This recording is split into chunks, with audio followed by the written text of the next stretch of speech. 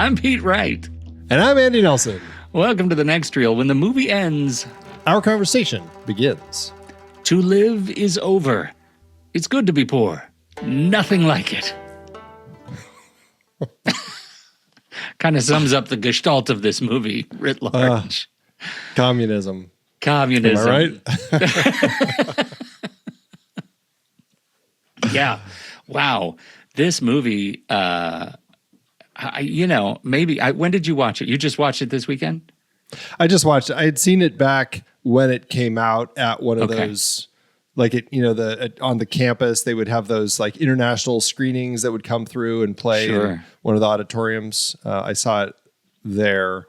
I had forgotten I had seen it until the hospital scene toward the end, and everything came back to me. I'm like, I absolutely remember this sequence. Yeah.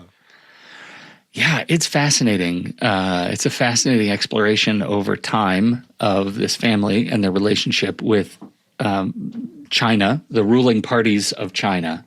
And as we go through the Cultural Revolution toward communism, it's crazy. It feels like an epic. And maybe I think it would have felt like an epic to me had I seen it originally when it came out when I was a younger man. Now, these jumps, 10 years to 10 years to 10 years across the arc of this thing felt like flashes of change that were explosive and deeply unsettling.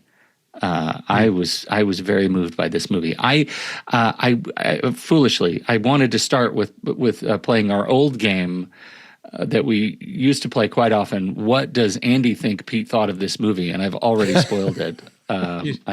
You have. I thought it was. Yeah, I thought it was pretty incredible.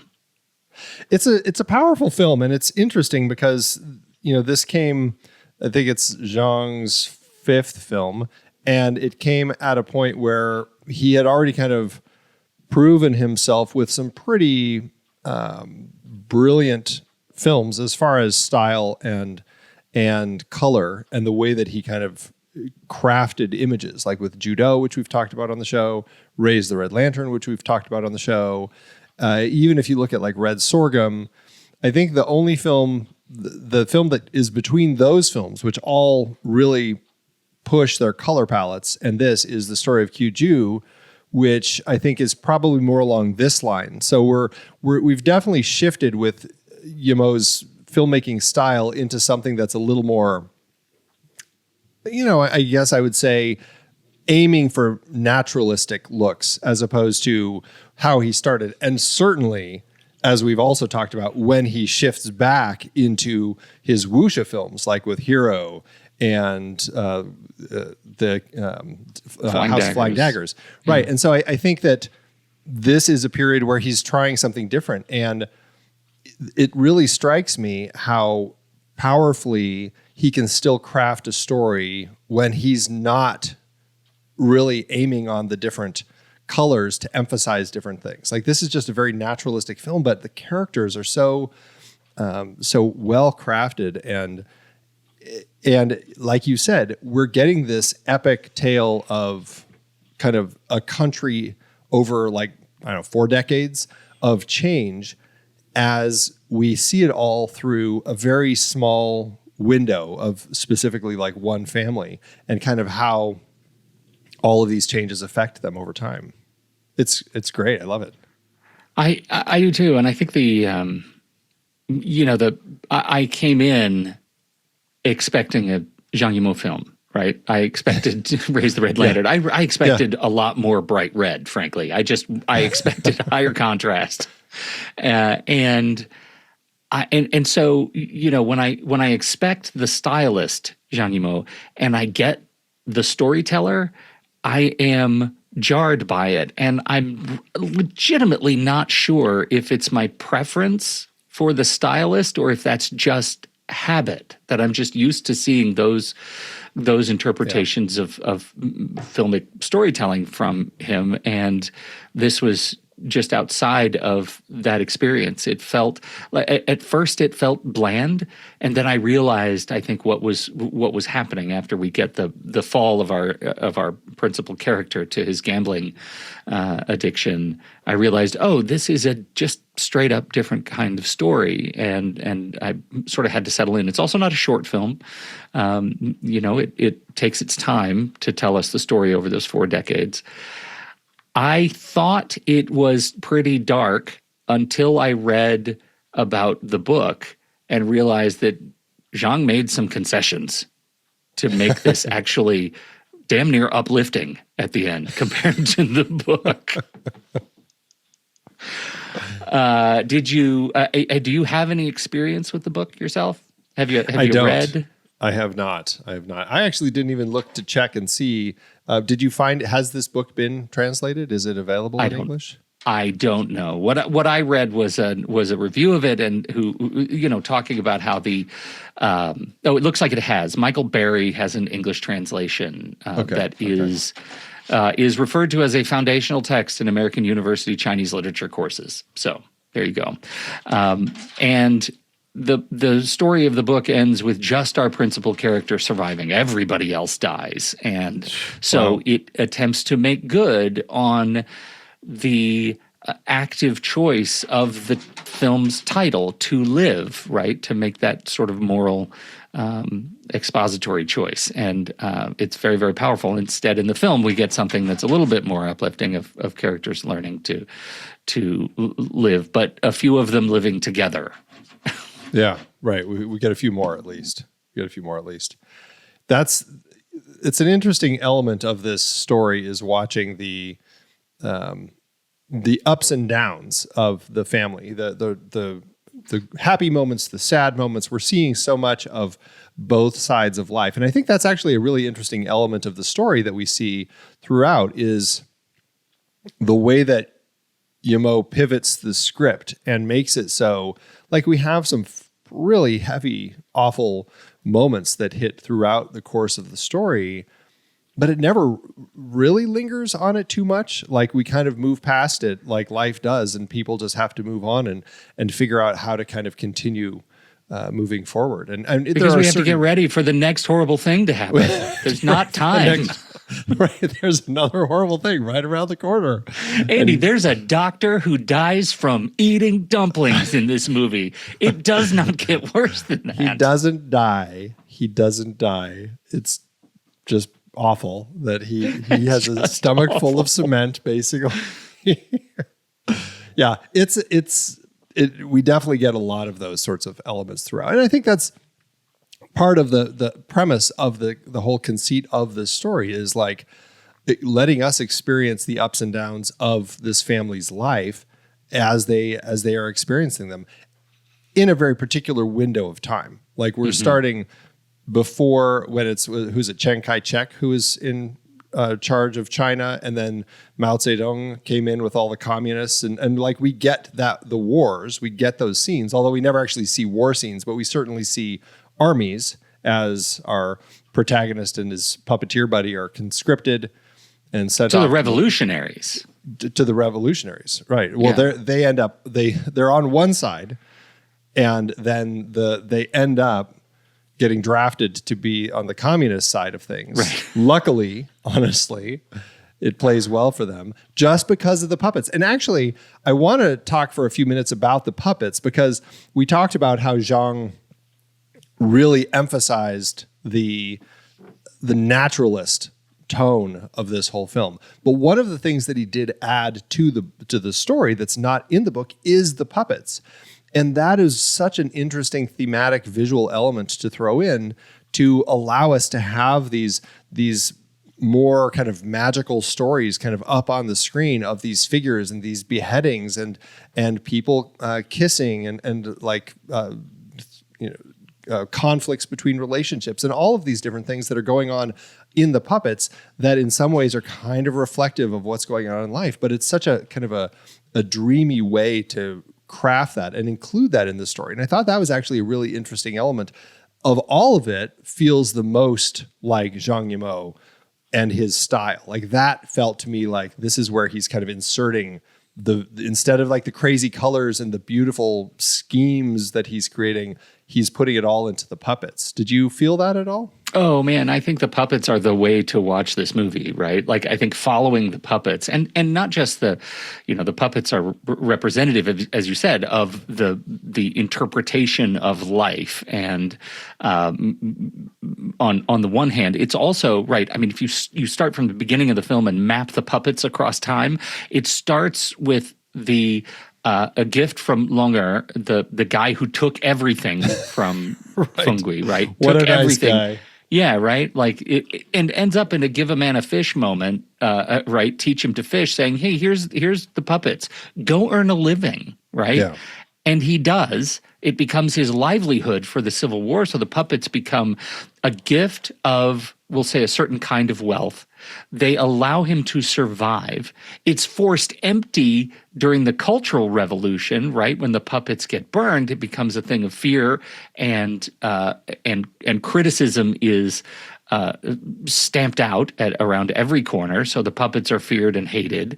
And by the end, the puppet trunk holds new life, right? The puppet trunk holds chicks that the grandson has now sort of taken on. It becomes a coupe where one kind of wealth used to exist, this livelihood of Fugui. Now we have a new kind of wealth in the form of this kind of new life and a new start. And I think that, that the puppets give this movie its entire emotional history. And I think that was incredibly powerful. I was surprised to hear that Zhang had added it. And I think there's a lot of criticism of this film, positive and negative, because it is a very popular film to be taught. And I think one of the main criticisms is that the metaphor of the puppets is too tidy, right? That it's too teaching.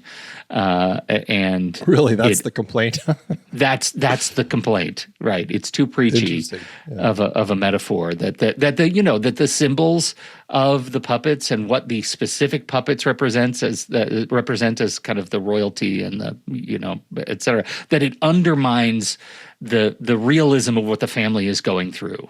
And I could not disagree with that more. Let me just say that. I think that's lunacy. I think the puppets are, again, the emotional thread of the entire movie. Everything just sort of balances on who Fugui is related to his experience with his livelihood, and that's the puppets. It's incredible. I think it's really, really artfully told. Yeah, it's such a fantastic element added to the story, and it just speaks to the visual element of the medium. And I think adding that really speaks to Yimou recognizing that he still needed a way to kind of like touch the film in some way that made it feel like perhaps more of a Zhang Yimou film, right? We're getting instead of the beautiful reds that we're seeing throughout Raise the Red Lantern or something like that, we're getting these puppets that are so representative and everything.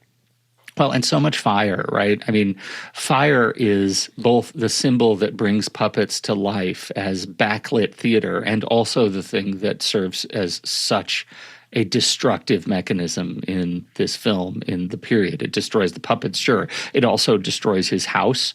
It destroys everything. And so it's an interesting use of the symbol. I think puppets bring that to life.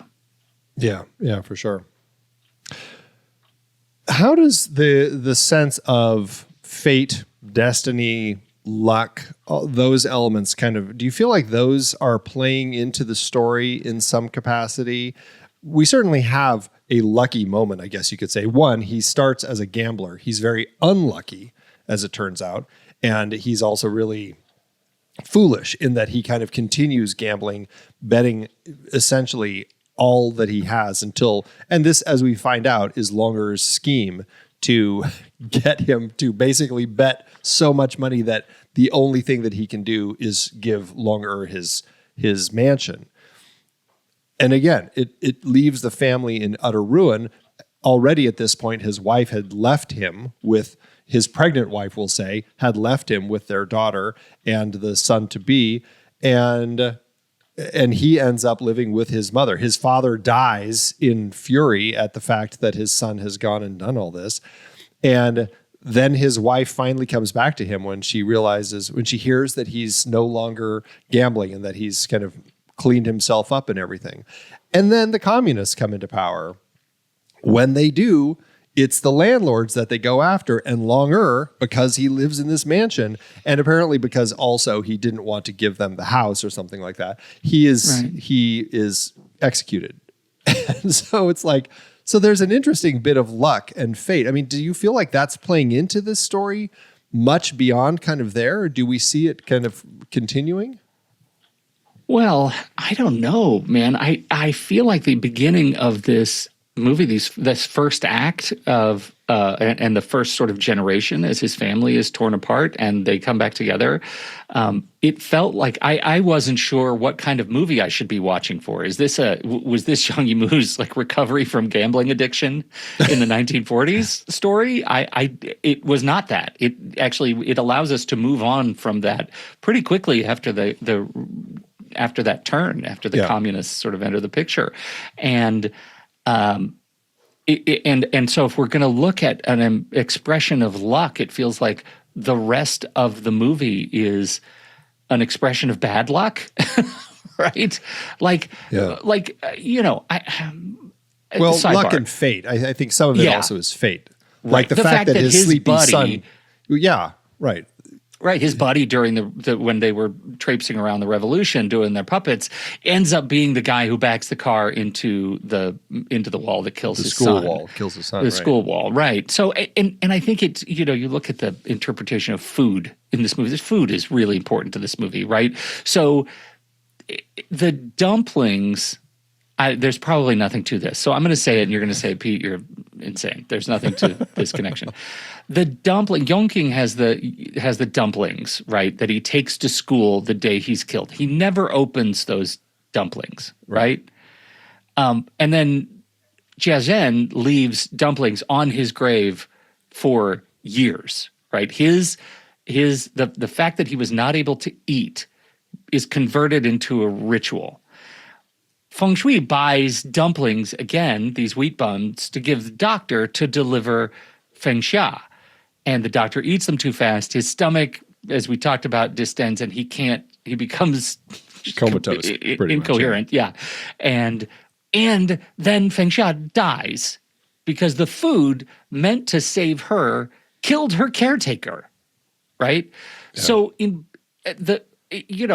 we actually named the grandson Little Buns, right? After the buns that failed to save his mother. It's like that is an arc of cruelty that is just sort of printed here without comment. And I find that so fascinating that this sort of arc of dumplings is made from something so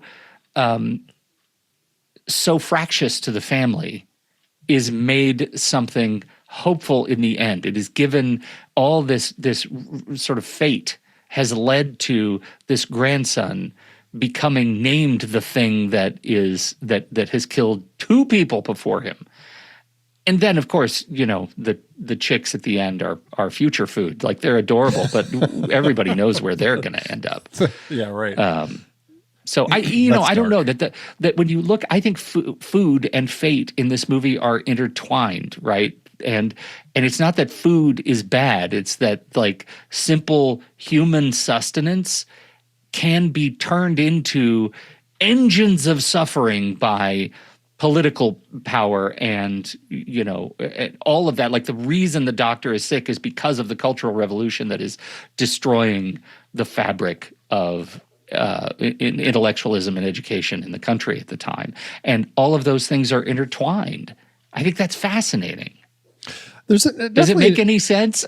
Well, I mean, there's definitely something to it. I'd have to really kind of think about it and pick at it some more. But I mean, you think about when I can't remember what Mao Zedong called it, but the Great Rising or whatever it was of the country in the Great Leap Forward. The Great Leap Forward in the 60s, where they literally collect all the steel and metal from like every single family so that they can melt it down and turn it into cannonballs and bullets and things that they can use in the actual battles. I think at this particular time they were fighting against Taiwan.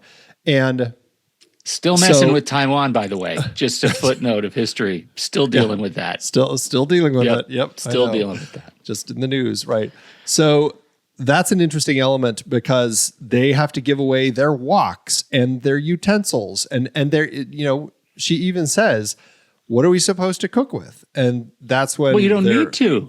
That's the beauty. We going to eat together. The community kitchen now. Everybody will eat together, and then we have the scene in the kitchen, and this is the point where the son is he's been getting bullied. Well, these bullies have been picking on his sister. He's tried beating them up, but he's too little. So he takes his giant bowl of noodles that he has them filled to the brim. He pours as much chili sauce as he can into it, and then he proceeds to dump it on the bully's head and gets all the chili sauces in his eye and everything. So there's an example of then food being used as a weapon.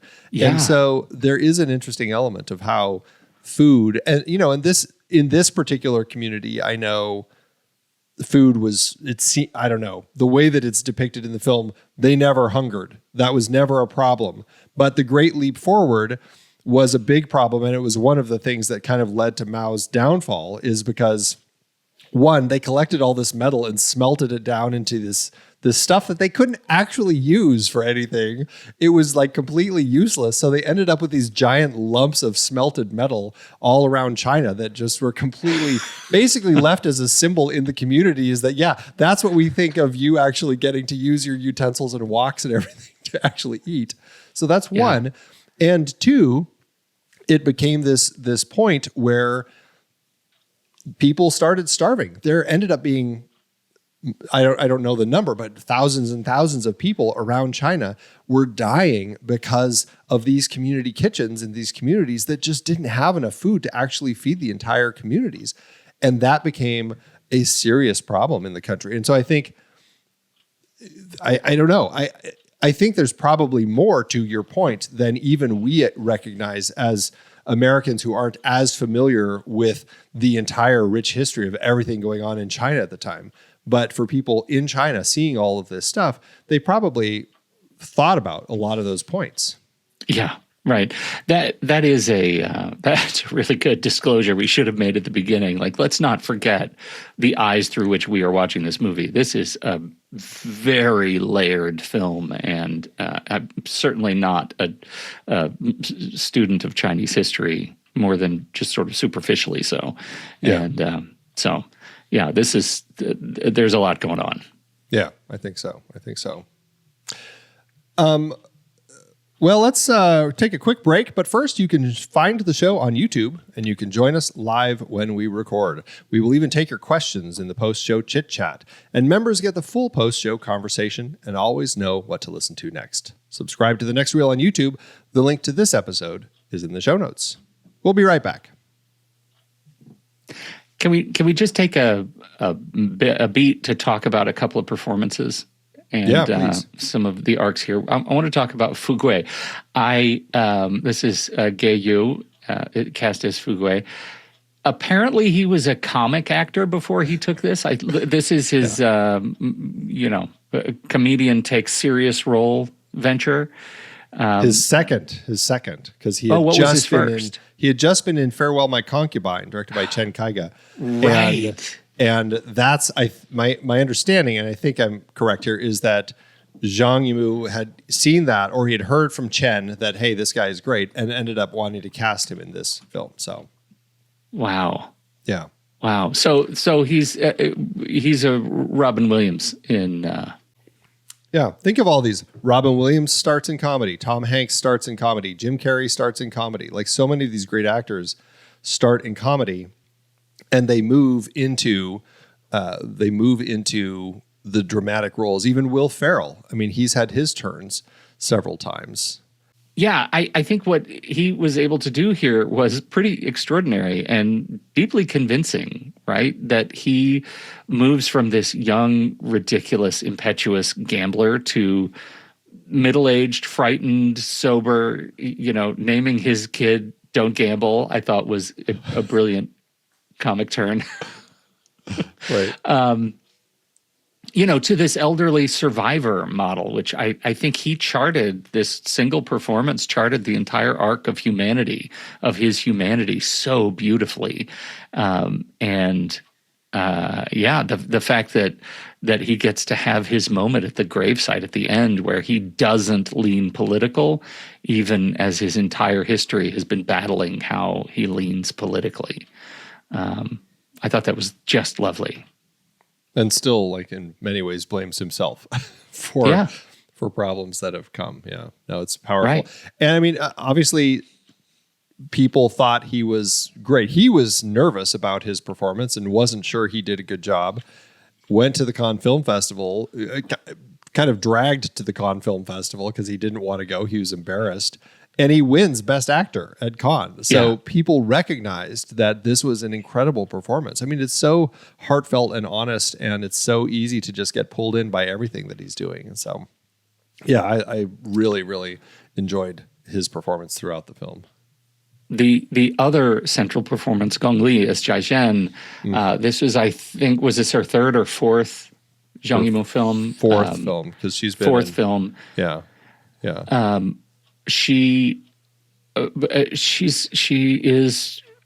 It's maybe too easy to call her restrained in this performance, but she is a stoic, and I think she too gives us this, 30, 40 years of time, physically, vocally. She tracks through incredible illness and chronic pain and still, and grief and forgiveness. I mean, her grief arc is extraordinary. The loss of her son, her confrontations with the buddy. What was his name? Chun Shang. When she stops and tells him, "You owe my family a life," and then when he comes back and says, "I'm going to take my own," she says, "You have to live. You still owe us a life." Yeah. As an arc of forgiveness, I was deeply moved by that sequence. And that's all on her. That's incredible. Well, and I mean, it's Gong Li, and I was wrong. It's her fifth. She's been in every one of his films up to this point. So fantastic performer. I mean, I've always enjoyed Gong Li. Not as much when she's acting in the films over here. We talked about that in our Hannibal episode. Or no, it wasn't Hannibal. It was what's the prequel called? Young Hannibal? I can't even remember what it's called. It was so bad. Oh, yeah, no. Hannibal Rising. Had problems with, Hannibal Rising. It was so problematic. Bad. Yeah. Anyway, she's fantastic. And I think that she actually, she and Gayo both play the aging over 40 years, like really well. There's not a ton of age makeup, just little hints of it, but I bought it. I bought that these people were kind of living and growing and dealing with changes in their lives over time. And you said it, as far as her story and her change arc over the course of it, as she's dealing with all the tragedy and the deaths of her children and the anger that she has against Chun Sheng and the eventual forgiveness that she finds for him and how hard it is to get to that place for her. And it's like the fact that he is now also suffering greatly, and he's been accused of being a capitalist, and his wife has killed himself. Like, all these horrible things are going on in his own life, and that's the point where he wants to kill himself, and she says that to him. But after, I will point out, she opens the door to him and says, "Please come in, have something to drink," which she has never done. And so it was powerful to watch her kind of get to that place where she's learning and growing and understanding that everybody is going through their own story and everybody suffers. And he's been carrying a lot of burden himself all of these decades because of his accident when he crashed into the wall and killed their son. So it's been a hard life for him too. For sure. There's an interesting arc in this film, and I just want to plant a seed for it because I know that this is something director Zhang has done before. But we're about to talk about a little mini trilogy here as we add more of these films to the series. And this movie represents the start of the sort of constrained woman narrative, the trapped woman narrative in these films. And she has the sort of emotional and strategic intelligence about their family that the men around her just sort of lack. And the same thing we get with Mei in Daggers and Xiaowai in Shadow. And all three of them have this sort of intelligence that the men around them are not able to understand or rationalize. And I think that'll be an interesting thing to see how it reflects in the coming episodes, because they're also over decades of filmmaking. Right. From Zhang Yimou. So I was fascinated by that, especially in Shadow. So. Well, and you see that. I mean, look at Raise the Red Lantern. Look at Judo. For sure. Like, look at these other earlier films that we've discussed of his. It's definitely a thread that he enjoys weaving into his stories of these strong women trapped in kind of the realities of the world in which they live. I think it will be an interesting thing to kind of discuss and think about for sure. So one other actor I wanted to bring up who I just absolutely loved was Zhang Wu, who plays their son-in-law, Wan Ershi. He ends up being brought over to in this kind of marriage by convenience because their daughter has been mute since she got sick as a child and is hard of hearing. And he is somebody who has had an accident at a plant and has, because of that, is crippled in one leg and kind of walks with a limp. And so the townspeople think that they will be perfect for each other. And he comes into her life. And first thought, best thought, townspeople. Yeah, right. I know. Exactly. Well, it's communism, Pete. This is just, but it's very much an arranged marriage, and this is how they're doing things. But I love the moment when they're doing their work and some of their friends come over and say, hey, we just saw Ershi and his friends. Like, they were at your house. They were throwing tiles off the roof. Looked like they were kind of destroying the place or something. And they kind of like, what's going on? And they kind of panic. This is like right after the first meeting. And they think that this guy is like gone crazy or something. So they go over to their house and they find out that he has decided, hey, I'm going to bring all my buddies. We're going to fix your roof. We're going to retile everything and get everything cleaned up for you. And when they walk in, they're painting this giant mural of Mao on the wall in their house. And I mean, yeah, this is the period where like all the art in the house, everything is Mao related. Everything is about celebrating the greatness of China. And I just thought that was the funniest way to kind of introduce this fact that he does completely fall for her, and they have this beautiful relationship. And as a son-in-law, I just loved this actor and the way that he played it. It was such a beautiful addition to the family to have this guy who is so caring, obviously very deeply connected to his communist work and everything that he was doing. But because I think he's a leader of the Red Guards. And so he's just very into it. Like their whole wedding ceremony and everything is very, very communist themed, I guess we'll say. But it plays so well as far as a welcome addition to the family that they, I don't know, it seemed to be something that they really genuinely needed and their daughter genuinely needed. It's so interesting because his performance is complex, right? Because Red Guard was the movement, mostly the youth movement, right, during the Cultural Revolution of this period, that was encouraged by Mao to attack the institutions as bourgeois and counter-revolutionary and old culture and all of that, right? They drove the campaigns against teachers and intellectuals and doctors and officials. And so here he is, Ershi, member of the Red Guard, falls in love with this woman who then has to go give birth, and his own sort of identity is what caused them not to have an educated doctor at his wife's bedside to help her survive her hemorrhaging, right?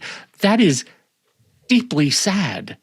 And I don't think I don't know, check me if you had a different read on this. I don't think he had an awareness that it was his people's activities that led there to be only young student nurses in the hospital when his wife needed a doctor. I don't think he ever made that connection beyond the immediacy of, we need one doctor here, and once we get that doctor to help his wife, we can get rid of him again. Did you have a different read on that? Well, that's actually interesting, because I don't know if the film or Zhang, in the way that he crafted that side of the story, I don't know if he reaches so, or I don't know if he paints Ershi so much as a character who has done these sorts of things. Like, we know that he's a leader of the Red Guard, but we never actively see him doing any of this sort of stuff. All we really see him doing is hanging out with the family and being part of them, and hanging out with his coworkers, and everything is very jovial and very connected.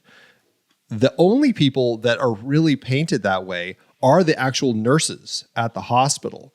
So if the Red Guard was doing this sort of thing, the film kind of leaves that to the side. And I wonder if that's an issue that they don't really show that too much, because we get a sense that the nurses, who are the students who are at the bedside helping, they're the ones who are like, oh, no, we're taking care of this. Those doctors, we got rid of them because they're preaching all sorts of nonsense, and we know what we're doing. Meanwhile, they don't. And they don't, yeah. And Ershi well, now I can't remember if it's Ershi or his father-in-law, Fugui, who says, we need to get the doctor.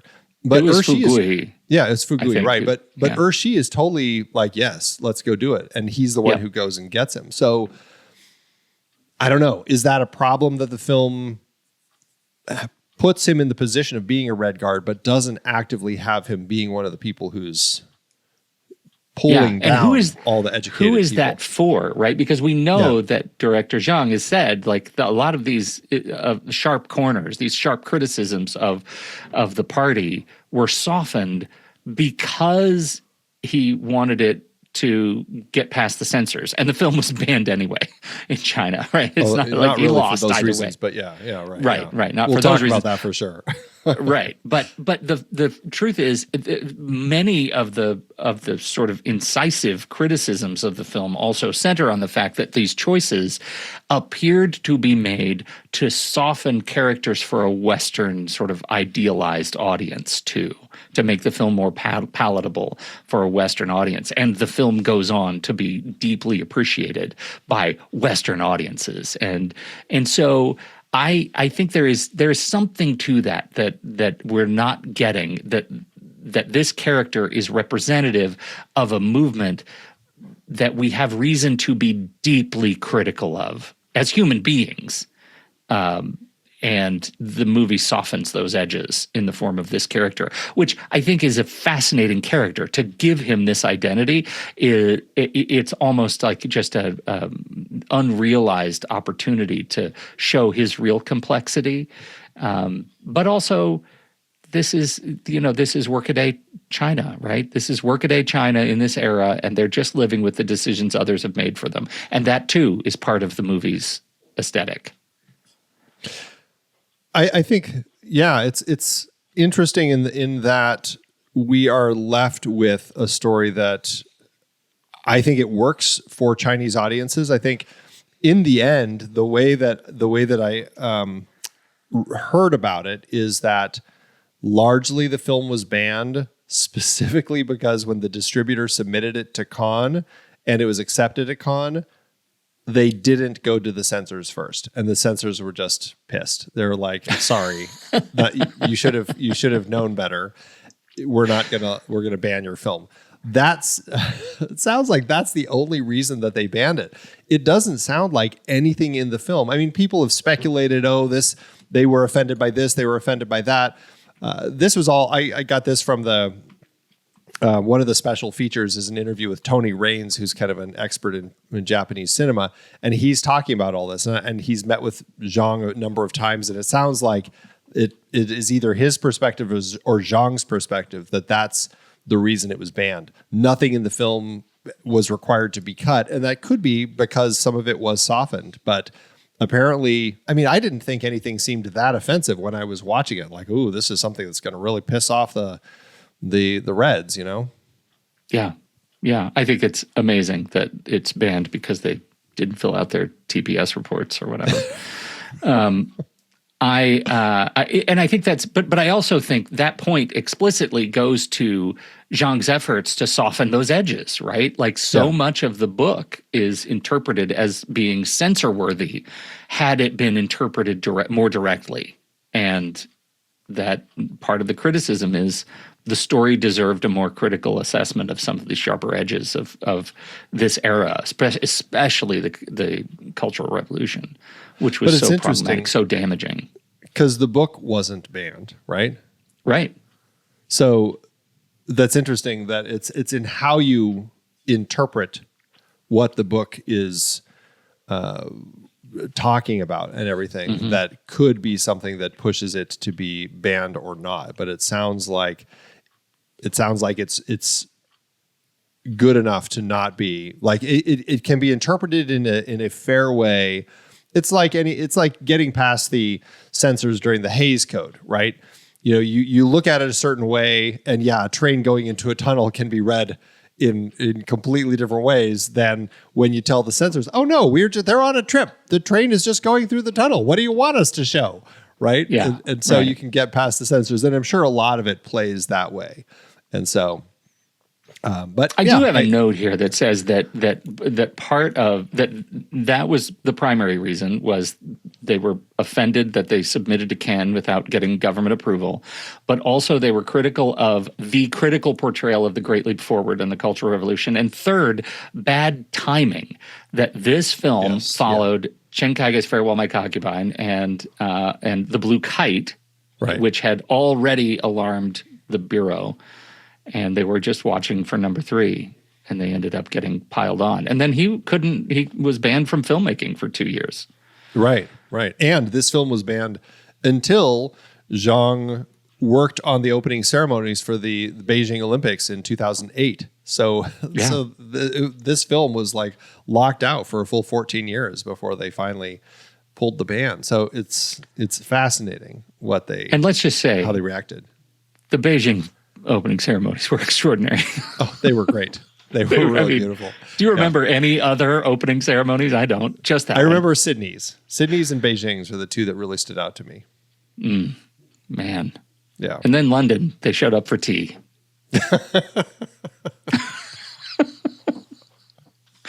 Okay. What else do you want to talk about? Are we good? Let me just see if there's anything else in my notes. I think that's about it. It's a beautifully strong film. I thought that he did such a great job with it. So, I guess that's it. So we will be right back. But first, let's take a quick break. The Next Reel is a production of True Story FM, engineering by Andy Nelson, music by Tsabutan, Sam Lux, Oriel Novella, and Eli Catlin. Andy usually finds all the stats for the awards and numbers at the-numbers.com, boxofficemojo.com, imdb.com, and wikipedia.org. Find the show and the full archive at truestory.fm. You can follow us from there too. Plus, you can find out how to become a member and go further with every episode. Check out our merch store at thenextreel.com/merch. And if your app allows ratings and reviews, please consider doing that for our show. Okay, I guess. I mean, is there a sequel in the works? Do we get the next 40 years? To live even longer. No, there has not been a sequel to this, but when you look at the actual book, the source material that Yu Hua had written, that it has been adapted several other times. This film is a very popular one. And then there was a TV series, 33 episode TV series of the film of the book that was called Fugui, broadcast on Chinese television in 2005. And then there was a stage play as well. And so having a sequel would be a weird thing, but absolutely, I think it just shows it reflects how popular this story is to Chinese audiences. Yeah. It's like its roots. Yeah. You know? Right, yeah. It's one of those things that really, people want to watch. All right. How to do at awards season. Beyond Cannes, I guess. Well, we'll certainly still talk about Cannes. It had 7 wins with 8 other nominations. At the BAFTAs, it won Best Film Not in the English Language. At the Cannes Film Festival, it won the Grand Jury Prize, tying with Burnt by the Sun. As we already mentioned, Guy Yu was nominated and won for Best Actor. It won the Prize of the Ecumenical Jury, which is an award I guess they give out to films like humanitarian sorts of stories. And it was nominated for the Palme d'Or, but lost to Pulp Fiction. At the Golden Kite Awards. All right. Well, I'm sorry. Okay. Can we just have a moment and just talk about even having a conversation where this movie is in the same bucket as Pulp Fiction? Yeah. It's interesting, right? That is interesting. Yeah.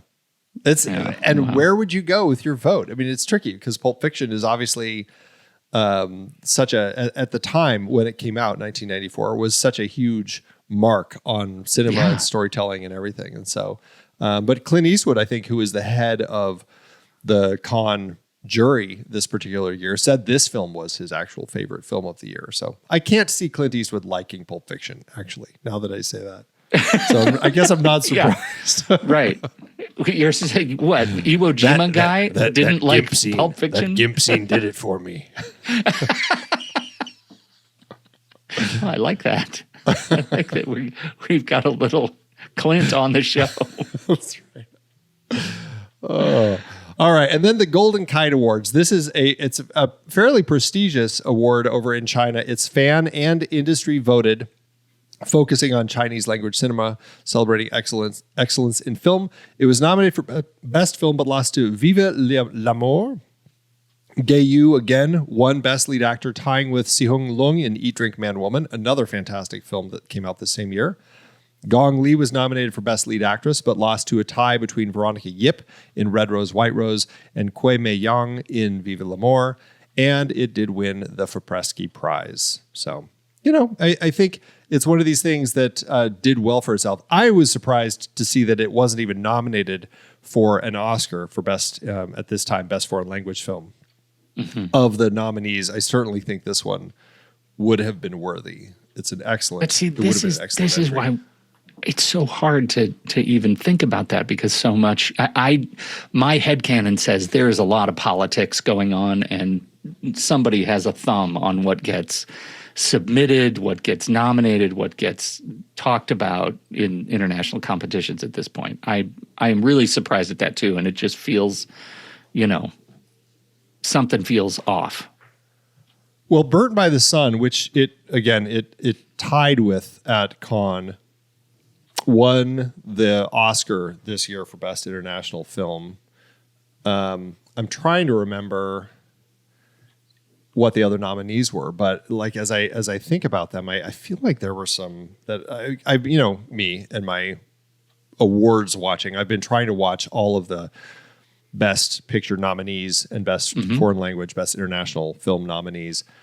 And this particular year, Eat, Drink, Man... Oh, you know why? Well, no, Eat, Drink, Man, Woman was submitted by Taiwan, so it wasn't China. I'm sure it was just because the country has to submit it. I'm sure China was just a little pissy. Right. That's what it boils down to. Yeah. It feels pissy. Yeah. Ugh. And we have a comment that feels important to this conversation. Brian in the chat room says, Eastwood liked Pulp Fiction. I think he said the jury all loved it and they watched it after a few duds. So maybe it was just refreshing. Yeah. Finally, a movie. Okay. What else? Was that it? That was the whole thing? That's it, yeah. Oh, all right. Well, then now we get to talk about the box office, because I know you were able to get so much detail. Yeah, this is going to be a tricky series. I could not find any budget info for Yimou's To Live. This debuted, as we said, at Cannes, May 18th, 1994, then opened here in the States November 18th, 1994, opposite Star Trek Generations, Leon the Professional, Miracle on 34th Street, Junior, and The Swan Princess. It was a very busy Thanksgiving week. I couldn't find anything as to how it fared internationally, though I'm sure its ban in China probably affected it a little bit. Here in the States, it earned $2.3 million, or just under $5 million in today's dollars. But that is all I have. Bummer, man. Yeah. What a sad segment this is going to be for the next 3 weeks.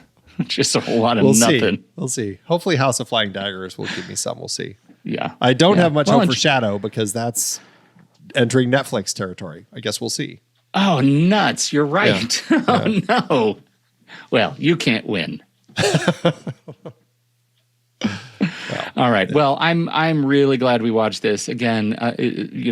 As a mixed bag for Yimou, Zhang Yimou. I think this is such a beautiful, heart wrenching film that I'm really glad we got this on the list. It was a great first watch, and glad to have it in the catalog. Yeah, and I think it was interesting to read. You had mentioned the book that this was based on is something that is taught a lot in schools.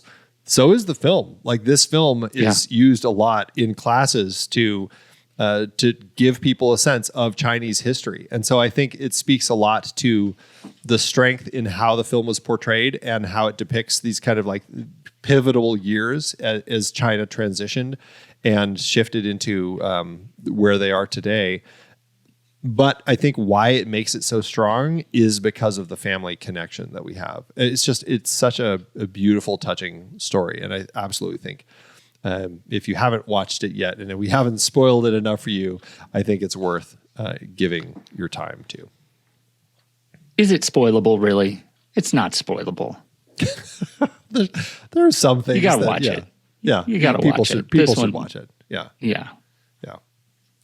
All right. Well, that is it for our conversation about To Live. Next week, we are staying in the Zhang Yimou series, but making a significant leap up onto the bamboo, perhaps, from the intimate naturalism of this film to one of the most visually extravagant wuxia films ever made. We are talking about House of Flying Daggers from 2004 with Zhang Ziyi and Takeshi Kaneshiro in a tale of love, betrayal, and rebellion set in the declining Tang Dynasty. It is a completely different Yimou and a fascinating one to put in conversation with what we have watched today.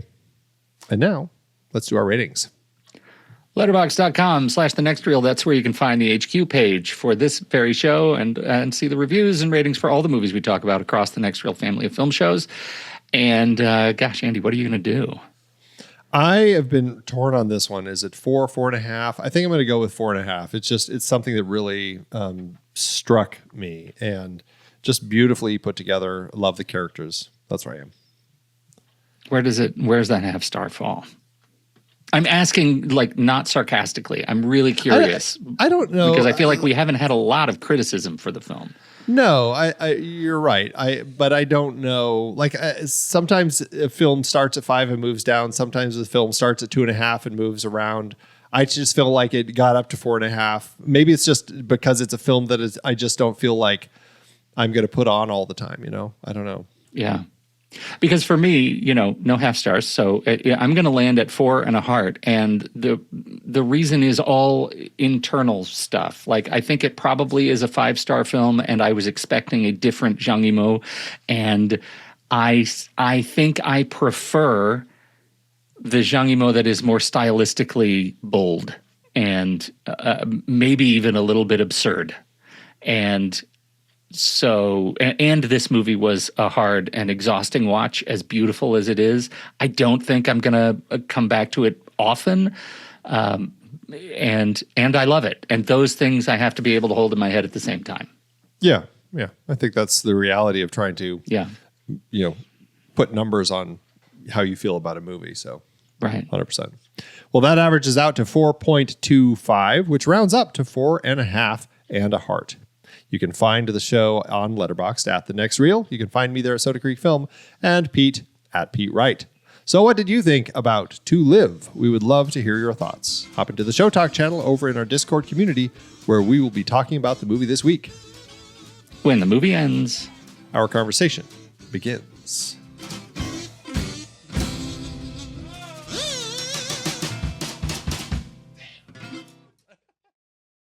Letterboxd giveth, Andrew.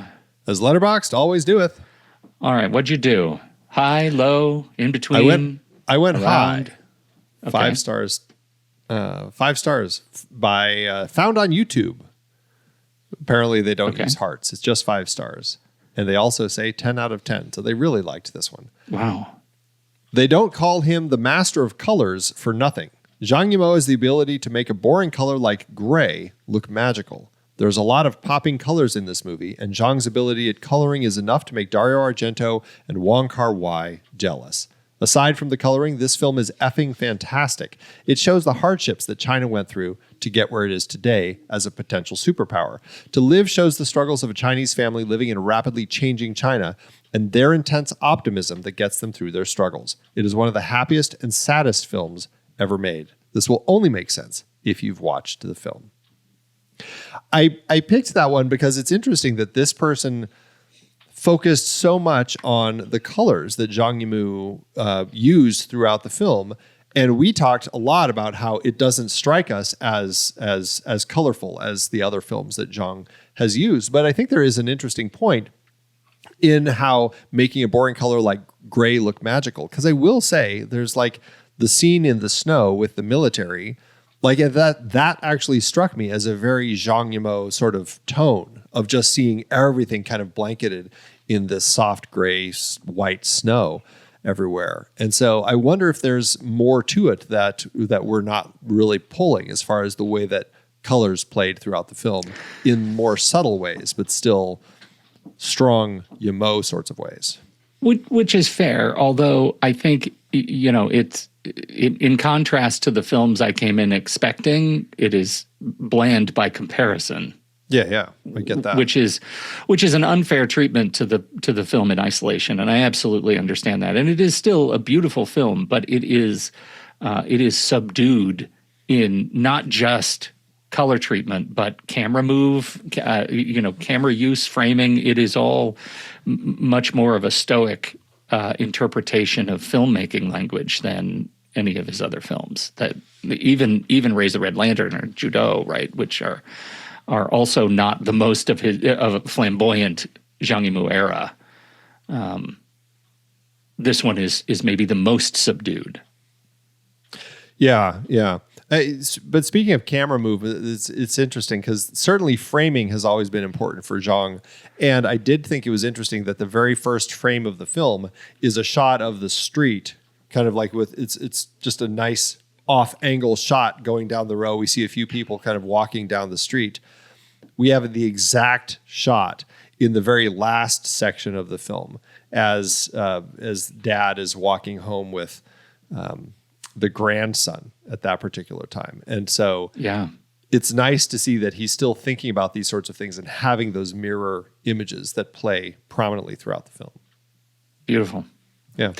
All right. Well, mine is from Kimchi Deluxe. It is a 5-star and a heart. And I just present this because it involves a Korean saying that I feel like you're going to have to do some mental gymnastics to make it a truth. Oh, and okay. I like it. There's a saying I grew up hearing, and then there's a whole bunch of Korean, of Hangul. What you waste today is the tomorrow that someone who died yesterday wanted. What you hate at the present time is something you can't go back to in the future. This sums up the movie well. What you waste today is the tomorrow that someone who died yesterday wanted. Right. What you hate at the present time is something you can't go back to in the future. Wow. All right. Let that sink in. There's a lot. There's so much going on. Yeah. Yeah. In terms of aphorisms, like maybe we could use a tightening pass. I don't know. I kind of like it as is. I think it works really well. Yeah. Oh, me too. No, I'm in favor. I'm a fan. Wow. I just good poll. you know, I think tomorrow I'm going to call you and I'm going to say, tell me what that thing was that you were supposed to remember. And I wonder what I'm going to get. In the spirit of, telephone tag, what are we going to get? Well, what you can't do is you call me tomorrow and you say, what was it yesterday that you hated, but you're now never going to be able to go back to? How did you waste it? Yeah, right. That's good. Yeah. Okay. So it's more of a test. Yeah. Right. Okay. All right. Well, thanks, Letterboxd.